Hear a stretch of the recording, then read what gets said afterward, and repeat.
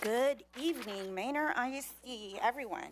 In compliance with the Open Meetings Act, Texas Government Code, Chapter 551, I call this meeting of the Manor Independent School District to order on. August 17th, 5 p.m.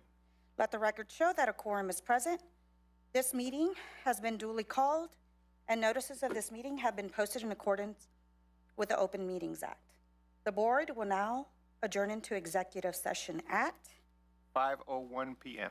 pursuant to the following sections of the Texas Open Meetings Act: 551.071, 551.072, 551.074, 551.076, 551.0821, and 551.129. Thank you.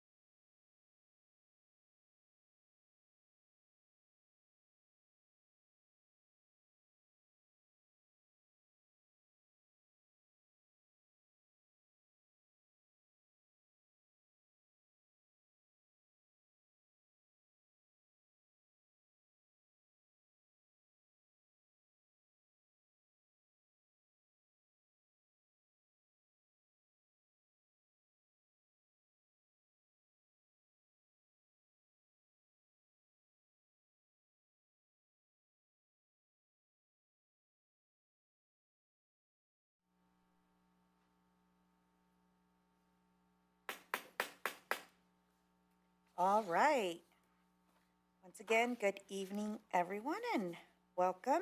The board will reconvene in open session at, August 17th at 6:10 p.m. and we'll start, with the welcome and pledge of allegiance. I pledge allegiance to the flag of the United States of America and to the republic for which it stands, one nation, under God, indivisible, with liberty and justice for all. Honor the Texas flag. I pledge allegiance to thee, Texas, one state, under God, one and indivisible. We'll move on to the vision and mission statement. So I will have one of our trustees. Yay! Oh, they're over here. So I'll take a volunteer for the vision statement. Go ahead. Okay, Trustee Rodriguez Barnett. Students graduate ready to lead the way in their community and the world. Thank you very much. And one for the mission statement. Trustee Patterson, I see he's turning on his mic. The Manor ISD mission is empower each student to excel every day. Wonderful. Thank you so much. We will move on to public forum. Trustee Martinez, we do have a few signed up. We do have 3. Perfect. Okay, and for each person present in the boardroom, which is to address the board, you will have 3 minutes to speak. There are timers on each of the screens and one in front of you. I, the board secretary, will let you know when you have 1 minute remaining. Because of the topic posting requirements of the Opens Meetings Act, board members are not permitted to answer any questions posed to the board by the speaker, and no action can be taken on any issue presented during this time. Due to this being a regular board meeting, you will be allowed to speak on any topic, whether it is on the agenda or not. That is relevant to the district business of affairs. If you wish to ask questions of the board, you may submit them in writing, addressed to the superintendent's office, and the board may consider them at a subsequent meeting. If you are an employee or employee's representative, please be advised that the grievance policy deadlines are not waived. If you have documents to pass out to the board, please identify those documents and provide them to the board secretary. Finally, please be aware that the rules of decorum will be enforced during the public comment period, as noted in policy BED regulations. Each participant is legally responsible for the content and consequences of his or her statements. And first on the list would be Cheryl Hurtado. Formal introduction, topic of discussion is the formal introduction of MRA PTA. Hello, hi everyone. This is not going to take 3 minutes, but my name is Sherry Hurtado. I am the president of the PTA here at Manor ISD. I have a little girl who's a first grader, and I just honestly just wanted to formally introduce ourselves. I'm pretty sure that we'll be working together throughout this entire year, but I just want to let you know that I really do look forward to bringing the voices of our parents, teachers, staff, anybody that really wants to come through me as a vessel for their voice and just be involved as much as we can in any of the conversations that are regarding our schools' communities. Thank you. Thank you. Next up is Erin Hamilton, and the topic of discussion is safety and transportation. Hello. Good evening. Good evening. Superintendent and board members. I live in Presidential Heights subdivision, and my daughter attends Manor ISD Academy. I am asking the board to reevaluate the assigned bus stop placement and resolve some safety concerns. The Manor ISD and Manor ISD Academy websites did not clarify that schools of choice would have different transportation guidelines than other Manor ISD schools. The websites say that elementary age students' bus stops will not be more than a quarter mile from their homes. Our stop this year is over 1 mile for many on our route. This should have been presented at the time parents filled out the returning student verification forms or when students were enrolled. As a result, parents were unable to plan for the significant distance that our children would have to walk to and from the bus stop. I've contacted the transportation department, and I believe and hope that this issue will be resolved moving forward, but this is also why I'm bringing it up now at this meeting. The bus that my daughter rides, Route 32, Bus 32, appears to have only one stop at the corner of Jamie and Almadine in the Stonewater subdivision. a subdivision that is completely unknown to my 9-year-old child. Students are sitting 3 to a seat because it is overcrowded. My daughter stands in the sun for a lengthy time at her school waiting for the bus to arrive. Why can't they wait inside? I've already talked to the principal about this. She sits on a crammed bus with no AC and then is expected to walk over a mile to her house. Last week's temperature averaged 102 degrees, and this week's highs are expected to be the same or higher. This is a serious health and safety concern that we need to have addressed immediately. I've spoken with Joe Mendez with Manor ISD about these concerns, and he assured me that the district will try to address them. I'm asking the board to prioritize this health and safety issue now. Moving forward with this year, many families affected by this route will like to see a stop in our neighborhood.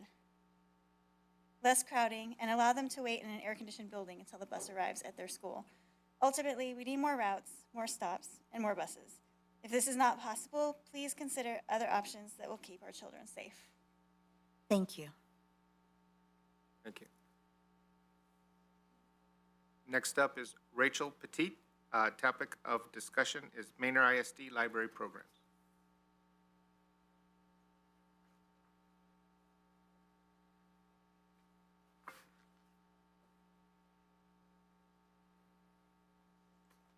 Hello, nice to see you all this evening. You know it's a good day when you had dinner with your mentor and friend of 30 years from our original Manor Elementary. And it's a good day when there's a librarian pool position on the job listings. I did not print out the research that I'm using because our printer wasn't working today on my campus, but I gave you a Get Caught Reading poster to share with your grandkids, your kids, your someone, and let them see you reading printed material. This research is from April 2024 from the Center for American Progress. Research that has been compiled over 50 years, 60 studies. The overall thought and finding is that students with access to well-resourced school libraries with certified librarians consistently perform better academically. 50 years of studies, 60 studies. School libraries are not a luxury. They have been proven to impact learning. Our library services must be robust, especially in underserved communities, and they must be open and staffed. I'm currently our lead librarian, and what an honor, thank you. In 2022, we had 10 library staff. 8 of them were certified librarian teachers. Today, we have 4. So 4 of those libraries are open and staffed. Considering our vision, graduate ready to lead, does everyone have equal access across our campuses? And our mission, empowering students. 1 minute. Empowering students with rich reading materials. Considering our strategic staffing, goal number 4 currently is to retain and support high qualified staff at all levels.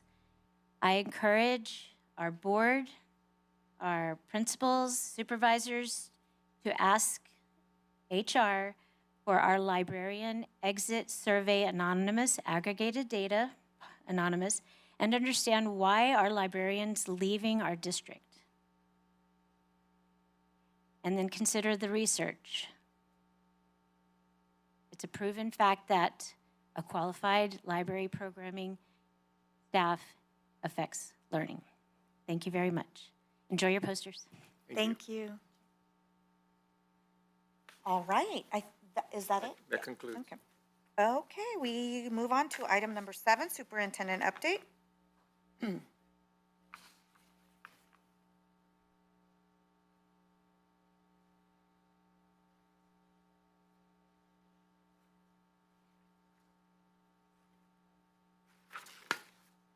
Thank you, Team of 8. I think this is the last of our student safety updates.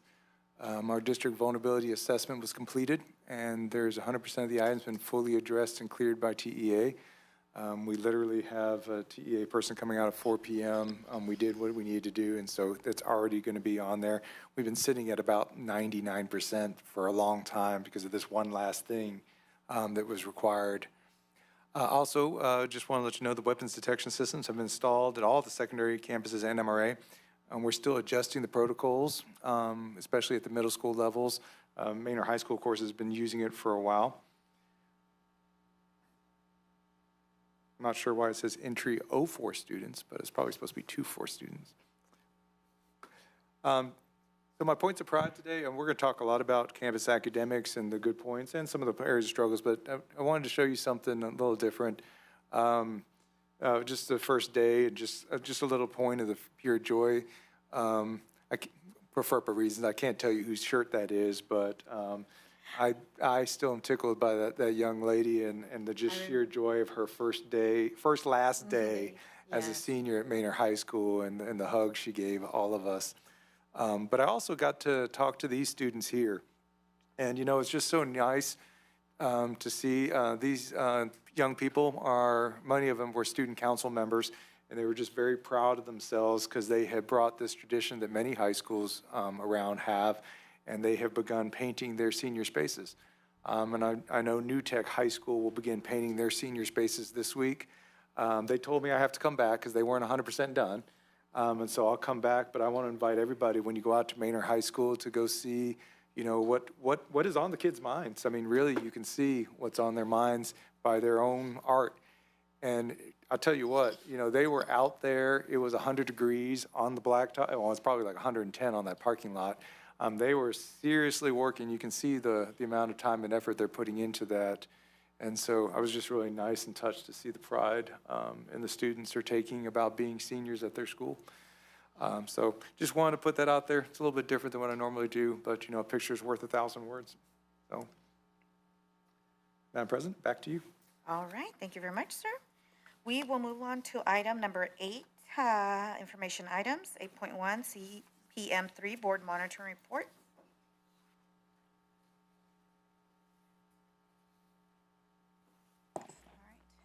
Good evening, Team of 8. Good evening. Good evening. It's our first board meeting of the 26-27 school year. Welcome back. First Regular. Regular, yes, you're right. All right, so this evening I have the privilege of providing an update to you on constraint progress measure number 3. And the constraint that you have set for us is to allow any school to be rated as an F based upon the TEA A through F ratings for more than 1 year without making progress on their overall numeric score. So before you, you have the past 3 years ratings for the district. In 2023-2024, our overall numeric score was 61 at a D, 24-25, a 60 at a D, and 25-26, 66, still in the D category. On this chart, you have the district, all of the campuses, and the district overall score that shows you trends from since 2023. The color orange identifies grades of a D. The yellow, grades of a C. Green, grades of a B. You have red, grades of an F. To the right of the A through F ratings, you have the changes over time since 2023, and then you have a trend line graph.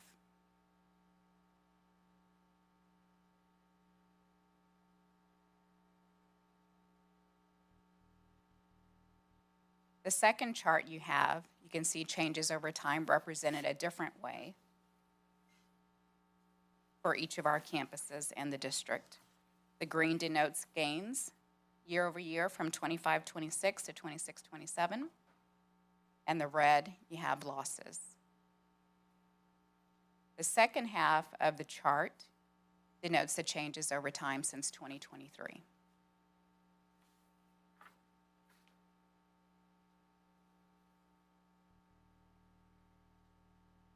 We do know that we have some work to do, so this next slide is mentions for our district.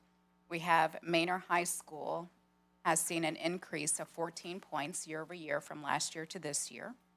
went from an F to a grade of C. We have Manor High School and Manor New Tech High School, both for this accountability rating that was just released at a 94 for CCMR. Manor Middle School, who is with Third Future Schools, experienced a 17-point gain year over year. We have Manor Excel Academy, have an 8-point gain year over year, with a net 18-point gain over 3 years, and a grade of A in closing the gaps. And we have Decker Elementary, who also made growth in closing the gaps, but experienced something what we called a forced F, because 2 or more of the categories for ratings were Fs. So even though they increased, I think it was 64, it resulted in a rating of an F instead of a D.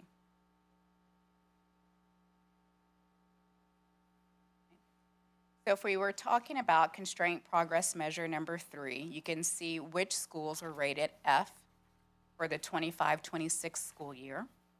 You have them listed there. You see their grade in 2025 and their grade in 2026. And the fourth column indicates if constraint progress measure number 3 was met, meaning if they scored an F for that next year, did they make progress? For Manor High School, Manor Middle School, and Shadow Glen Elementary, the constraint progress measure was met. For Decker Middle, Bluebonnet Trail Elementary, and Decker Elementary, we did not meet the constraint progress measure.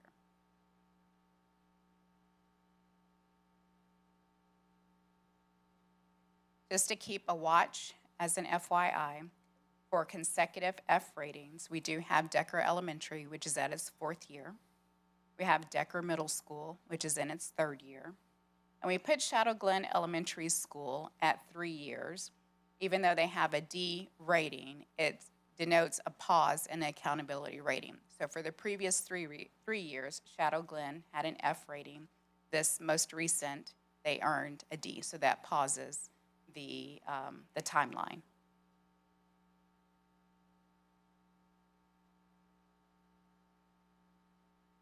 Before I move on to what we learned, do you have any questions about the data? I have a question. Can you elaborate on the Decker school that said that the numerical rating was passing, which performances that they filled in? Yeah. So the overall score for closing the gaps was 64, meaning that the campus earned more than it did the previous year. But because of 2 other categories, the campus made Fs. TEA has a rating in which if you have 2 or more Fs in your scores, then it's a 4C. The highest grade that you can receive is a 59. I have a question. Trustee Patterson. The slide that had the 3 years, it's like one of those earlier ones.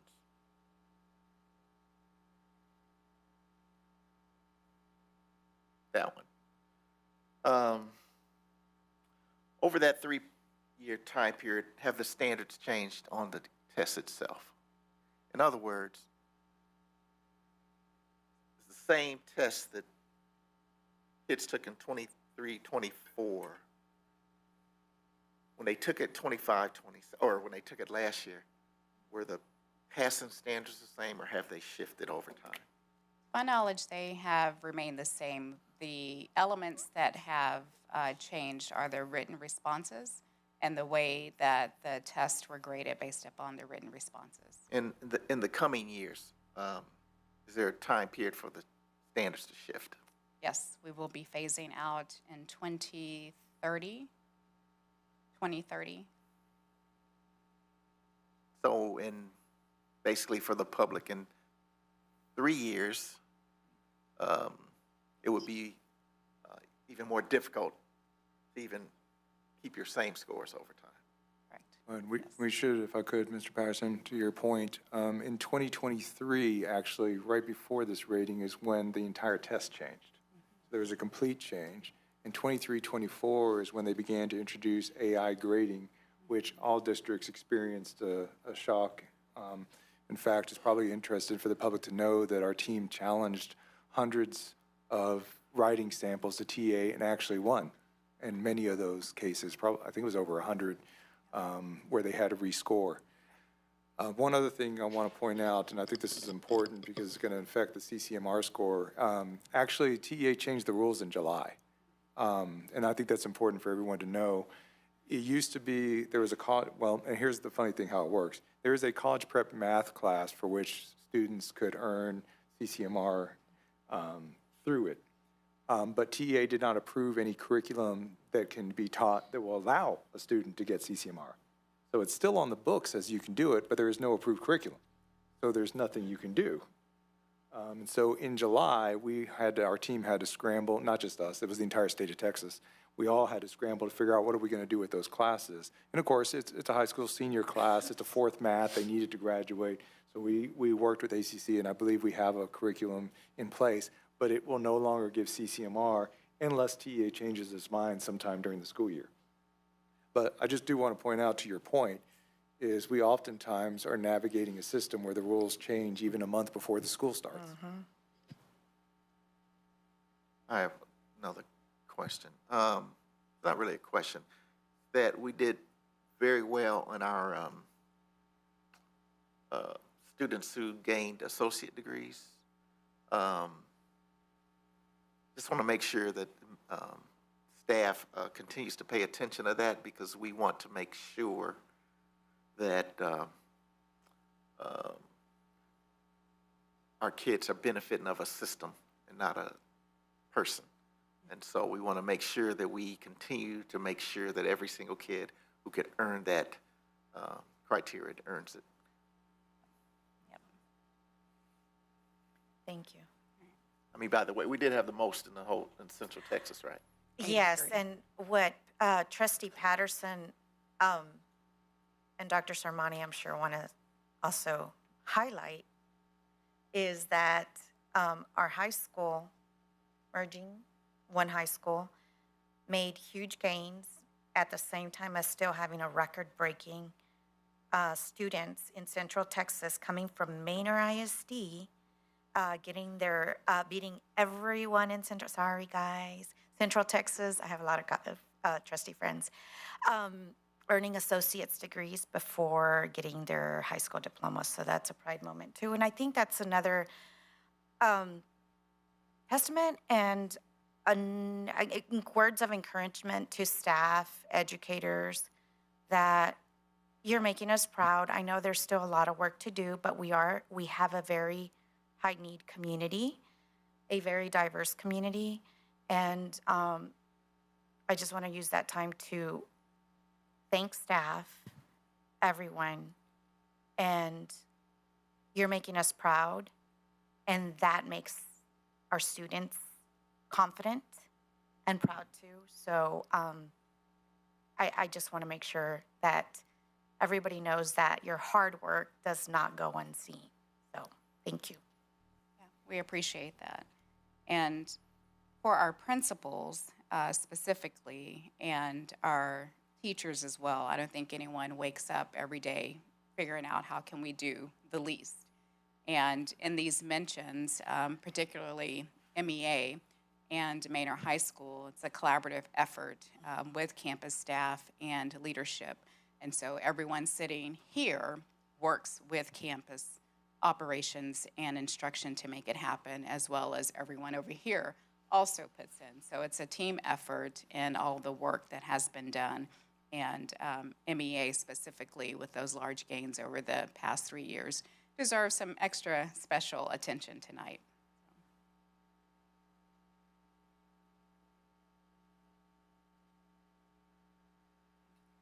So what we learned combing through the data that was just released last week, I think just last week, as well as a little bit of work before the scores were released last week. What we've learned that will guide us into, or that has already guided us into this current school year, is that we know experienced, consistent, strong leadership results in consistent implementation and progress monitoring of teaching and learning. We also learned and already know that consistent implementation of curriculum yields the desired results, which is why we put in a framework for PLCs. We also know that technical and operational practices need refinement relative to CCMR, and we've been talking about that for the past year and a half, which is part of the reason why Manor High School went from an F to a C. We also learned that campuses that have more consistently implemented Bluebonnet math expectations, engaged in lesson plan internalization, and used module assessment data demonstrated stronger evidence of instructional coherence, which is why we're focusing on PLCs and implementing high-quality instructional materials. We also learned that district-wide systems and processes regarding campus operations and instructional absolutes need to be established, implemented, and monitored, which is part of the culture that we're focusing on and how we kicked off the school year. And we also learned that we have dedicated staff who just need coaching effectively and consistently apply the coaching in our district-wide systems alignment. And we know that that contributes to our stronger culture, academics, and growth. Like I said, we don't know of anyone who wakes up every morning saying, how can I do the least? And so what we know is that coaching is a huge part of our work this year, and making sure that with the coaching, that what is coached is actually implemented. And we've talked about progress monitoring and how do we do that in a way that yields the results that we need. So those are our focuses, or have been our focuses to start this school year. So in a one-pager, this is what aligns our work that addresses most of the things, almost all of the things that we learned by category. And I'll pause here for a few seconds.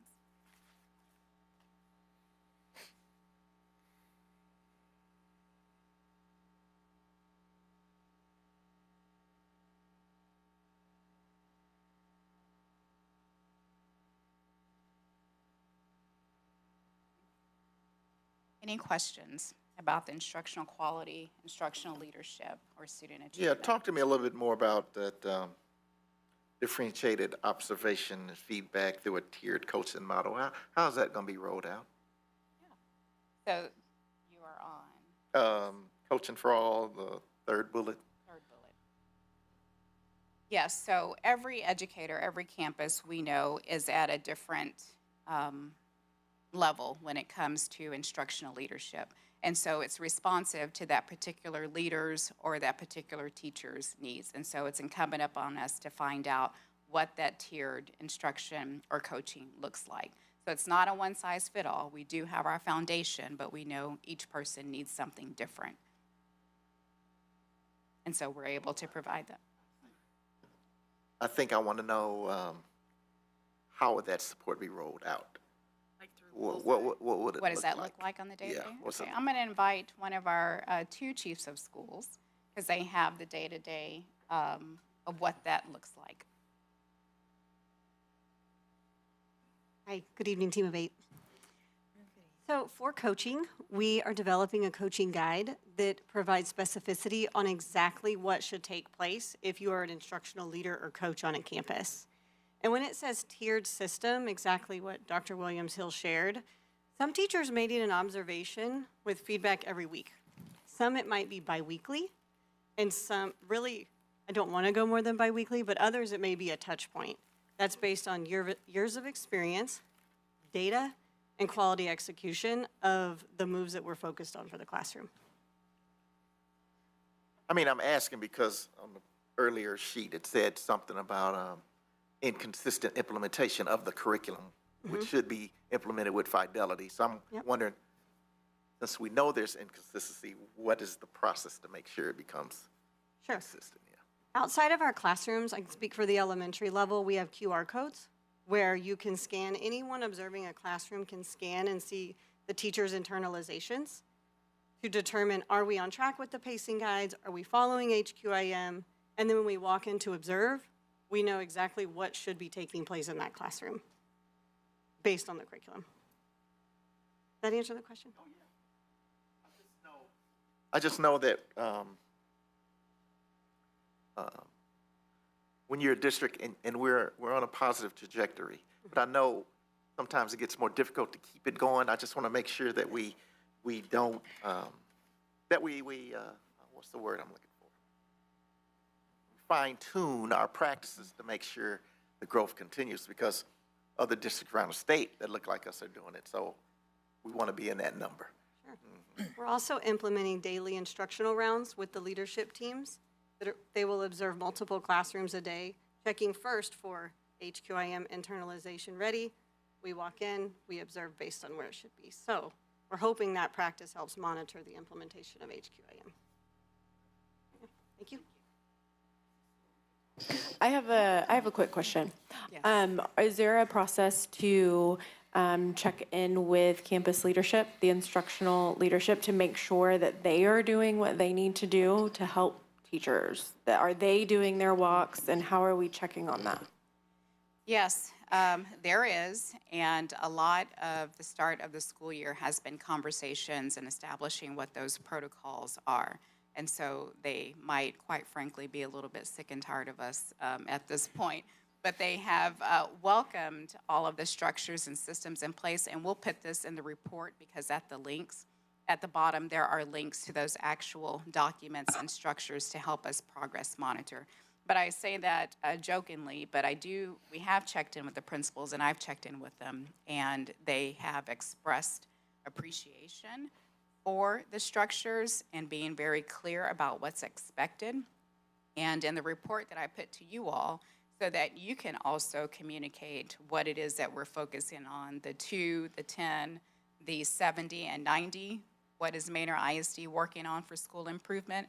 That is something we'll talk about that's actually across the top of the document so that you can also speak to it. There's also a 6-square process so that when you visit your classrooms, you will also be able to know and understand what the chiefs of schools are looking for, what the principals are looking for. But yes, hence the reason why we have 2, to make sure that we have elementary and secondary covered when it comes to progress monitoring and making sure that our principals have the support that they need to implement what we're asking. I have a couple questions. So, how will they determine which teachers or schools fall under the under each tier? Did you answer? I don't know if it was. I did not answer that. Okay. So part of the data collection is looking at, and PLCs, looking at how students are performing. If the image there at the bottom,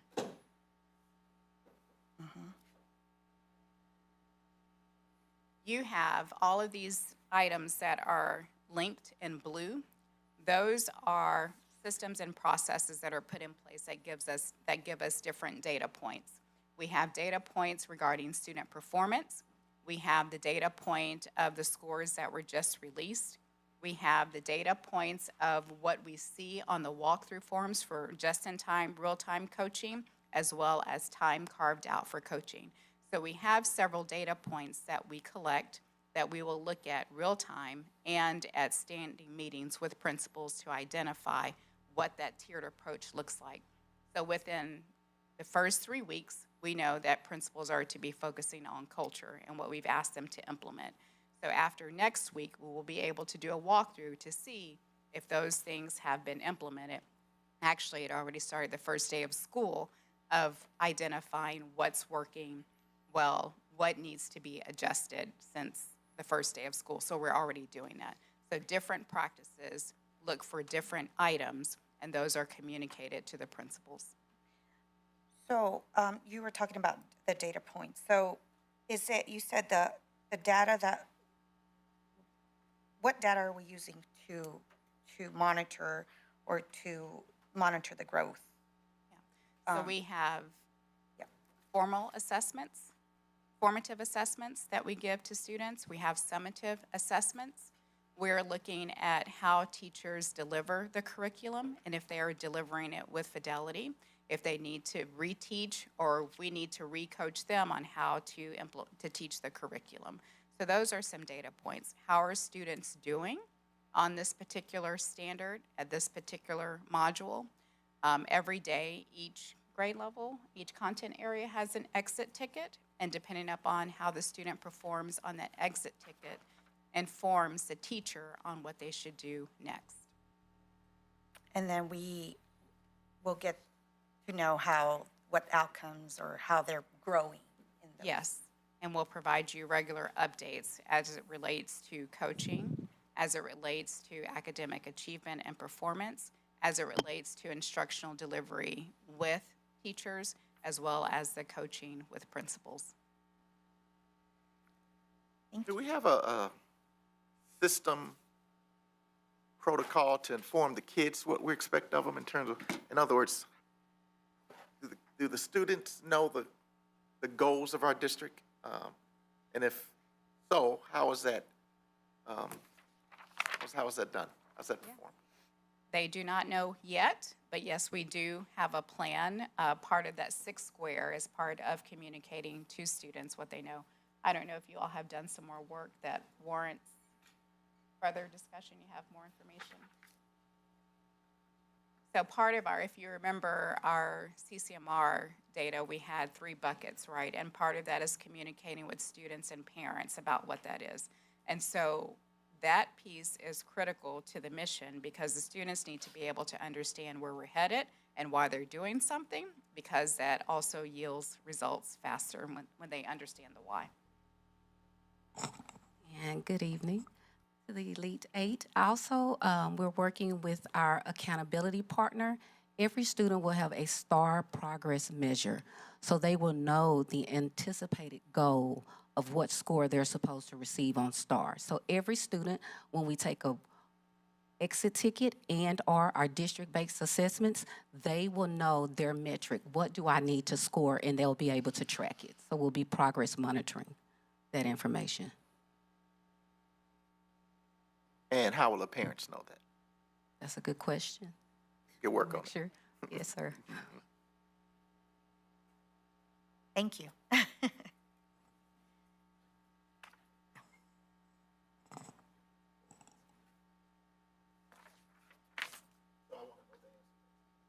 Of course.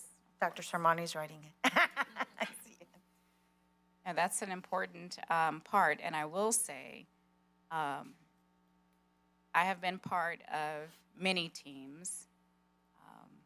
I will tell you that this team has worked very quickly, very intentionally, to make sure that we understand where it is that we're going and that we understand what will help us get there and how we communicate that.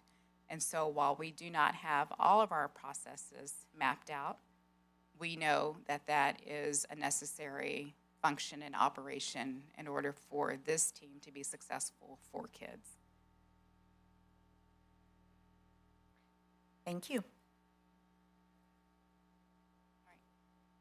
So, when you go to your conferences or your meetings, when people ask you, what is Manor ISD focusing on this year?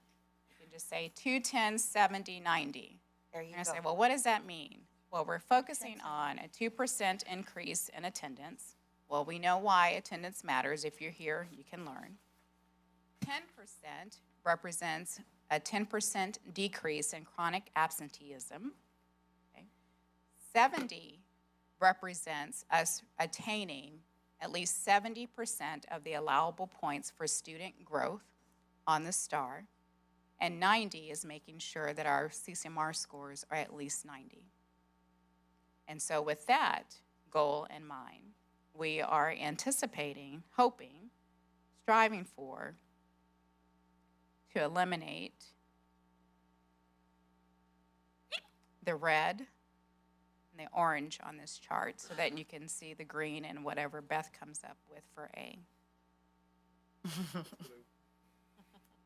Blue.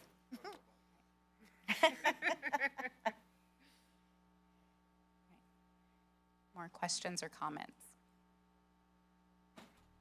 Any additional questions or comments?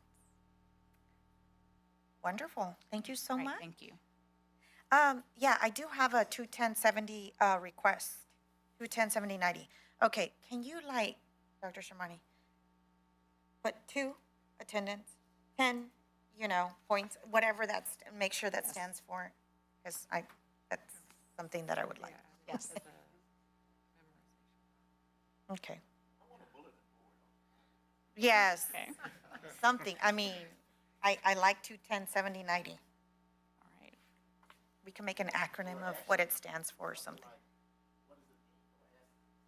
Yes. I like What does that. 210-7090 mean? How I like about that. 210, 70, 90, and the 5-3? 5-3 and the 2-4? 6-7? All right. Thank you. All right, thank you so much. We'll move on to financial, monthly financial reports. Do we have any questions? We can, okay, we can move on to monthly financial reports. No questions? We're good. We always receive these 21 days in advance. So, and then we'll go on to property tax public hearing, item number 4. Yeah.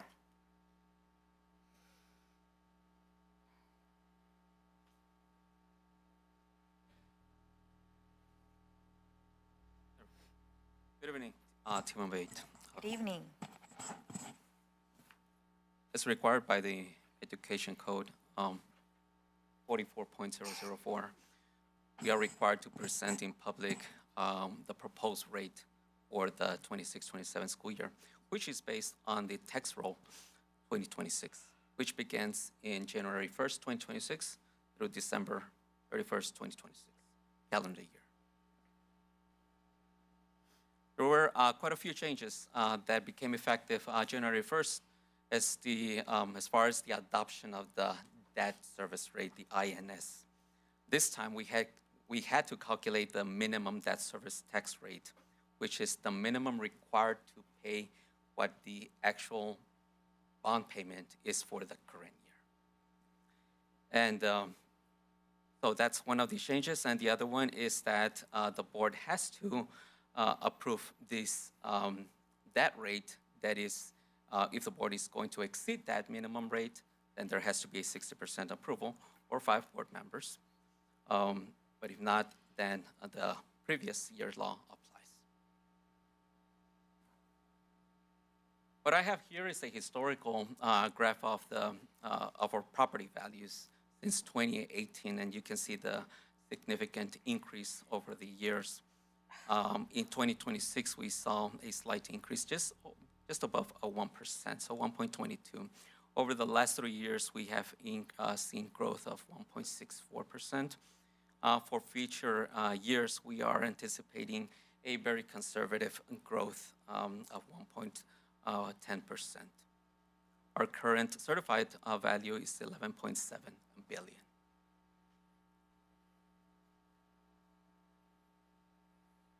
Here is a list of the top 10 taxpayers within our taxing district. We have Samsung, Applied Materials, all of those ones, which make up about almost a quarter of our tax roll, or a quarter of our operating revenues. Okay. Our top 10 represent 22.4% of the total certified value, and that's an increase of 7.4% over the previous year. Just Samsung alone makes up almost 8%, Applied Materials 2.4%, and this generates about 18.5 million in revenues, 23% of what we operate with.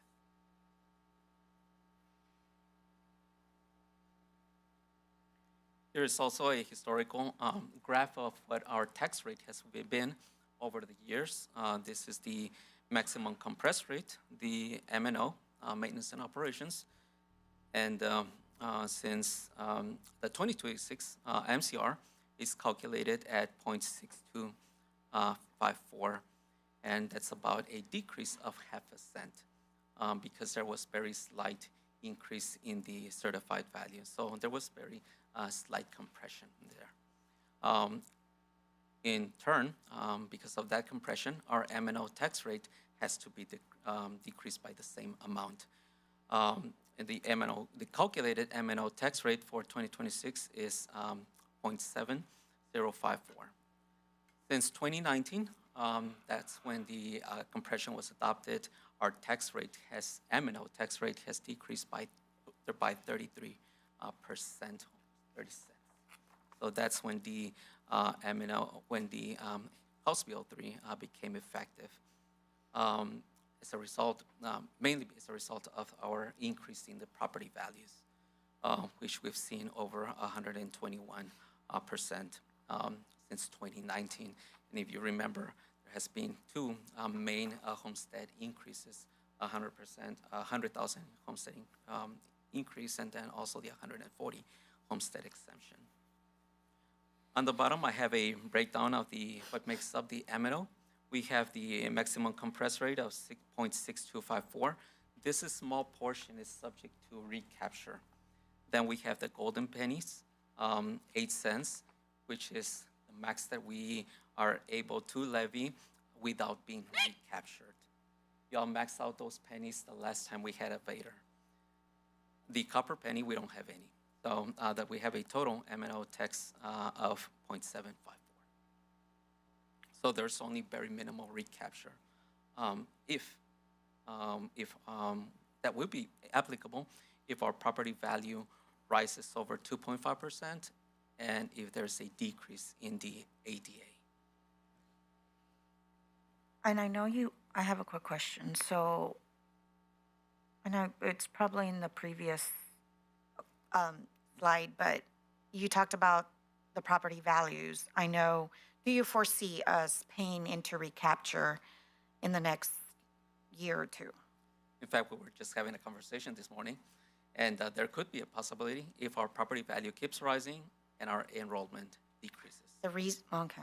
Yes. Yeah, the reason is because as we all see a lot of growth in this area, so. Yeah. I'm So just. we gotta keep enrollment up to be able to keep a balance in it. Thank you. And what I have here is a comparison of our values in the top section. And then we have our tax rate and our levy. And then the bottom section, what that converts into as far as revenue. Here we have an increase of 140 million difference in the net taxable value for 2026 versus the previous year, which is an increase of 1.22. And then we have a comparison there on the M&O tax rate. You see there the compression of 0.5 cent. So our M&O, calculated M&O would be going from 0.7113 to 0.7054. And we have our proposed INS tax rate at the same 0.3701. And then for a total tax rate of $1.0755. Our levy, since there was a slight increase in the value, would be increasing. So there's a section in the resolution that you would be adopting that states that there is more tax collections this year as compared to previous year as a result of the increase in the property, in the levy. So our tax collections, based on a conservative amount of 98.5%, our calculated revenues would be increasing just slight over 2.5 million. And then the INX tax revenues by about 1.8 million for a total of 4.5 million over the previous year.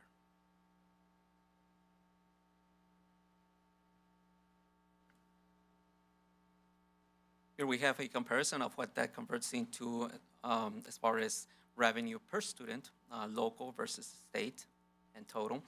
So the total revenue per student would be $15,877. And keep in mind that this is local property taxes and also the state revenue generated by the same student.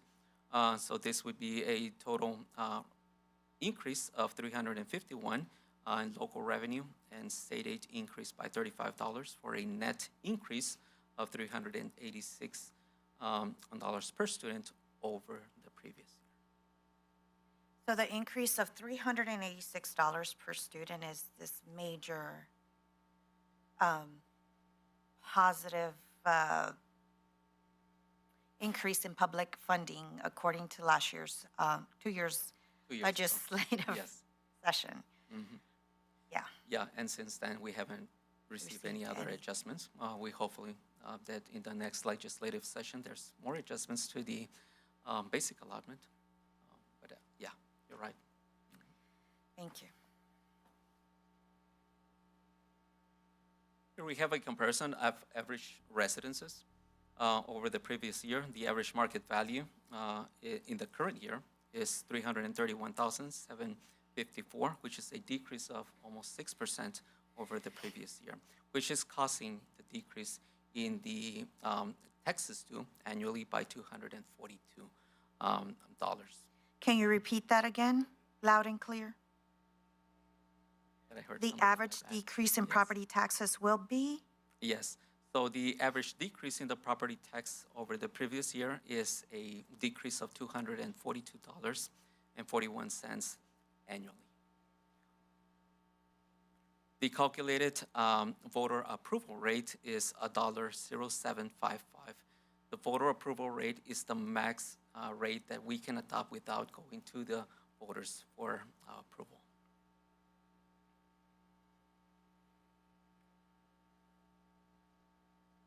Here I wanted to put some scenarios so that we would be able to compare some values of properties. And last year, the value of the average home was $252,370.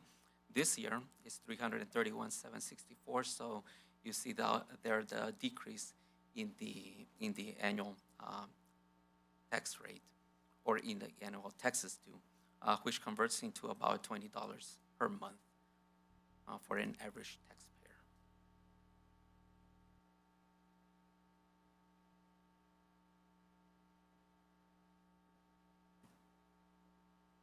And just a recap of what we discussed. And what we have here is a comparison of the M&O last year versus what we are proposing for the 2026 tax. And on the M&O, we are proposing a tax rate of 0.7054, which is a decrease of 0.0059. On the INS, or debt service tax rate, that remains unchanged, what we are proposing, but the minimum debt rate that we, based on the tax roll that it calculates, is a 0.2584. That is the minimum rate that is required to pay the annual bond payment. We are proposing a higher debt rate to keep it the same as the previous year, 0.3701. The no new revenue tax rate calculated here is based on the tax roll. It's $1.0795. The voter approval tax rate is $1.0755. That has to be below the no new revenue rate and also below the voter approval, the proposed rate. So the proposed rate is the same 0.0755, and that should be equivalent to the voter approval rate. Should not be higher than that. There was a error here on the slide, but it's the line, blue line right in the bottom. The one that's hiding is $0.0755. 0.07. Okay, there we go. Any questions? At the bottom. So just to recap, what we are going to do tonight, it was this change right here. Before the board adopts, there has to be a motion to approve the debt service rate above the minimum debt rate. That has to be approved. Once that is approved, then you can proceed to adopting the property tax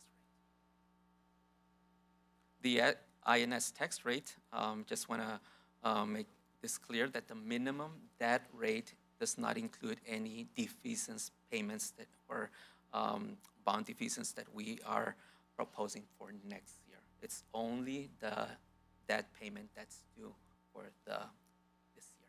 Okay?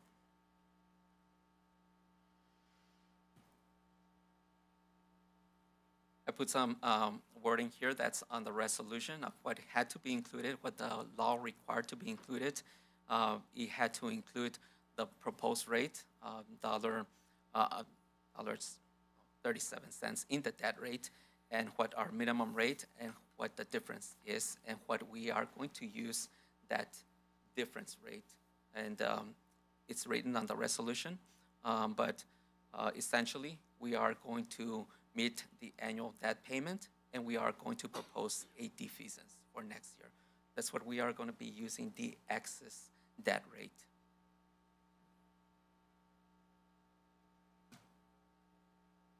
I have the wording right there, highlighted for you.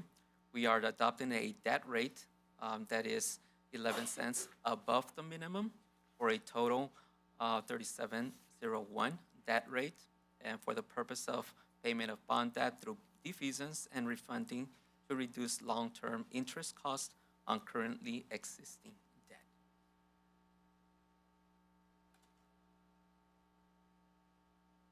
If the motion fails, that we do not adopt a higher rate, then we proceed with adopting a resolution as we did last year. If the motion passes and we adopt a higher debt rate, then y'all proceed with adopting the resolution that is presented. Y'all have any questions? All right, since it's a hearing, does anybody from the audience also have any questions? Trustees? Thank you very much, Mr. Santiago. Welcome. We can already move on to item number 9, consent agenda item. You have a motion? Yes, Madam President, I move that the board approve consent agenda items 9.1 through 9.11. I have a motion by trustee Howard to approve consent agenda items. Do I have a second? Second. I have a second by trustee Small. There's no discussion. All those in favor? Motion passes 6-0. And now we'll go and move on to action item 10.1. Consideration and adoption of 2026 property tax rate. And drink, deep breath. It's going to take a while, y'all. Bear I'll with me. entertain a motion. Madam President, I move that a proposed rate to pay debt service of .3701 per $100 of taxable value be approved. This rate exceeds the district debt service rate determined under the Texas Education Code, Section 44.004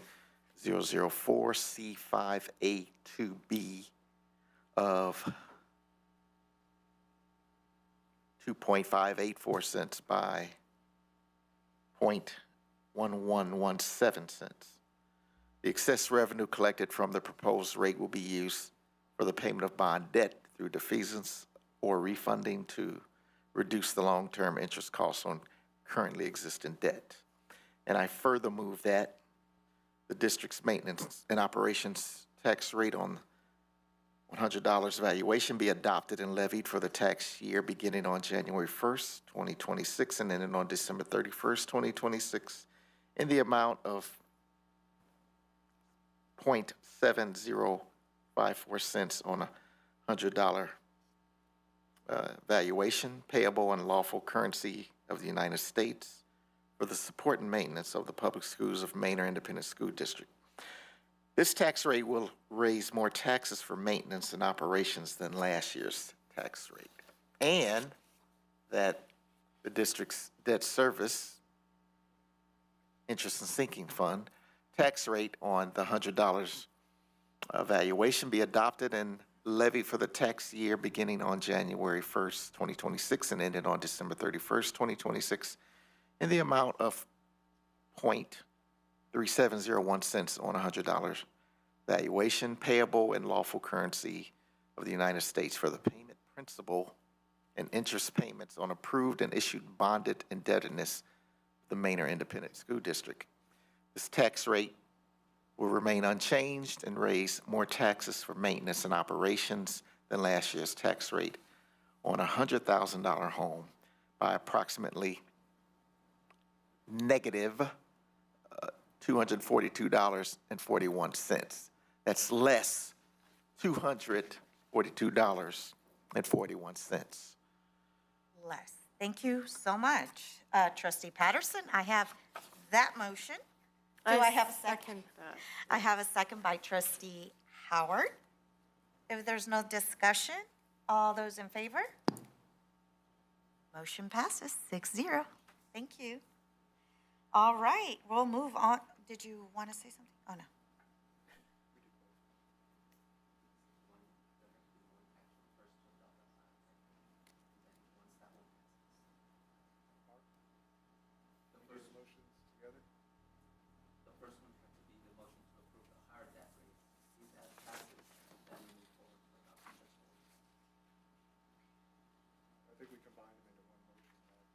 Is that okay?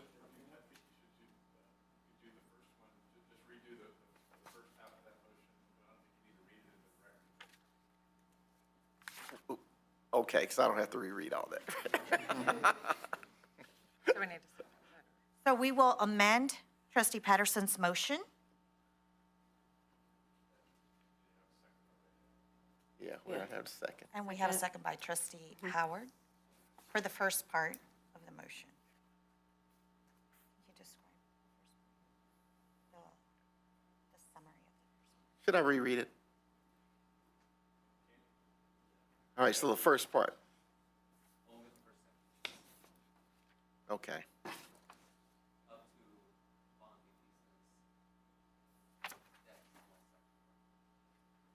So the first paragraph.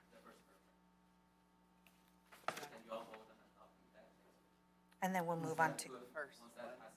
And then that will be a second. okay, yeah. The amendment- Okay. First one was practice, Mr. Patterson. Yeah, and I get to say negative 242 again at the end. Okay. All right, Madam President, I move that the proposed tax rate to pay the debt service of .3701 per $100 of taxable value be approved. This rate exceeds the district debt service rate determined under the Texas Education Code, Section 44.004 C5A2B of .2584 by .1117. The excess revenue collected from the proposed rate will be used for the payment of bond debt through defeasance or refunding to reduce the long-term interest costs on currently existing debt.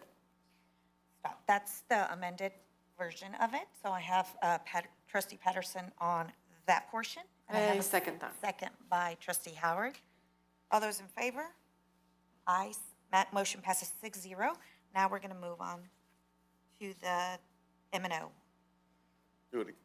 Second one. Okay. That's second. Madam President, I further move that district's maintenance operations tax rate on the $100 valuation be adopted and levied for the tax year beginning on January 1st, 2026, ending on December 31st, 2026, in the amount of .7054 on $100 valuation payable in lawful currency of the United States for the support and maintenance of the public schools of the Manor Independent School District. This tax rate will raise more taxes for maintenance and operations than last year's rate. And that the district's debt service or interest and sinking fund tax rate on $100 valuation be adopted and levied for the tax year beginning January 1st, 2026, and ending on December 31st, 2026, in the amount of .3701 on $100 valuation payable in lawful currency of the United States for the payment of principal and interest payments on approved and issued bonded indebtedness of the Manor Independent School Districts. This tax rate will remain unchanged. It raised more taxes for maintenance and operations than last year's tax rate on a $100,000 home by approximately negative $242.41. That's $242.41 less. Thank you for that motion. I have that motion by trustee Patterson, I also second that. and I have a second by trustee Howard. All those in favor? Motion passes 6-0. And then, thank you very much. That was, the Okay, I had second was pretty practice, good. all right? Yeah, you practiced. Way to go. Okay, so we'll move on to discussion text resolution for the 10-2 discussion, take action on resolution providing of the defeasance and calling for redemption certain currently outstanding obligations, directing authorized district officials to effectuate the redemption of these obligations, delegating to the certain district officials and staff the authority to execute matters herein resolved and matters and other matters in connection therewith. And that's 10.2. Madam President, Trustee Rodriguez Barnett.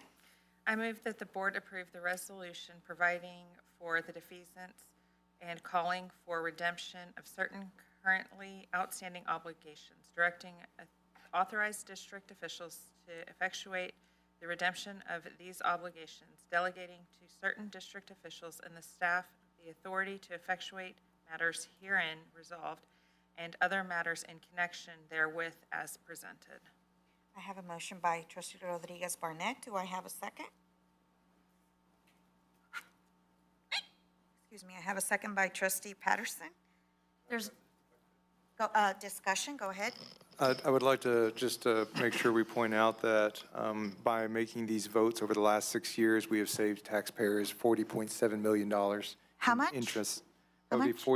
$40.7 million, Madam President.